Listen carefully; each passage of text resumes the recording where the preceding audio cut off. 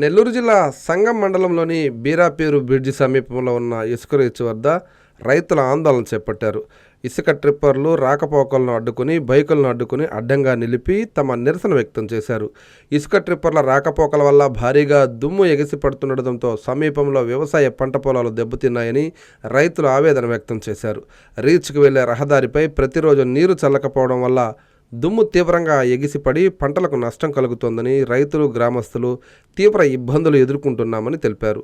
రీచ్కు వెళ్లే రహదారిపై క్రమం తప్పకుండా నీరు చల్లేలా అధికారులు వెంటనే చర్యలు తీసుకోవాలని, దుమ్ము కాలుష్యాన్ని నియంత్రించి రైతుల పంటలను కాపాడాలని ఆందోళనకారులు డిమాండ్ చేశారు. కూలీలు పోయేదానికి కూడా కష్టమవుతుంది. ఇక్కడ ఈ దుమ్ముకి ధూళికి రాలేక వాళ్ళు ఇబ్బంది పడుతున్నారు.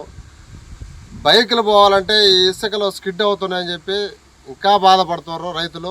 ఇద్దరు మనుషులు ఎక్కించుకొని పోవాలంటే బాగా కష్టమవుతుంది. మన ఇసుక రీచ్కి మేము వ్యతిరేకం కాదు, కానీ మాకు సంబంధించింది కాదు. అది బాటకు సంబంధించి రైతు బాట ఏదైతే ఉందో ఆ బాటకి శుద్ధంగా వాటర్ పట్టి గుంతలు లేకుండా చేయమని మా అభ్యర్థన. దాన్ని వాళ్ళు పట్టించుకోవడం లేదు. ఎప్పటికప్పుడు తాత్కాలికంగా ఏదో ఒకటి తూతూ మంత్రంగా చెప్పడం, టిప్పర్లతో నీళ్లు తోడడం అది సమంజసమైన కార్యక్రమం కాదు. టిప్పర్లతో నీళ్లు తోడడం ఏముంది, వాళ్ళు బిల్లు చేసుకుంటారో ఏం చేసుకుంటారో మాకు సంబంధించిన వ్యవహారం కాదు అది. కాబట్టి దీన్ని వెంటనే పరిగణలోకి తీసుకోవాల్సిందిగా కోరుతున్నాం. మాకు బాట శుభ్రంగా ఉండేటట్టుగా నీళ్లు పట్టాలి. అదే రకంగా బ్రిడ్జి పరిస్థితి కూడా ఏం బాగలేదు. ఈ మధ్య ఒక అంచు బోటు కట్టేసి పోయి ఉంది. అక్కడ ఎవరైనా జారిపడేదంటే వీళ్ళు టిప్పర్లో అయితే ఓవర్లోడ్తో పైకి కూడా వచ్చే కార్యక్రమం ఉంది.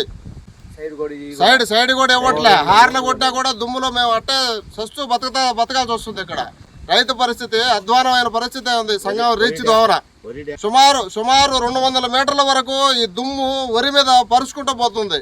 ముందే అంతంత మాత్రం పైర్లు ఉన్నాయి.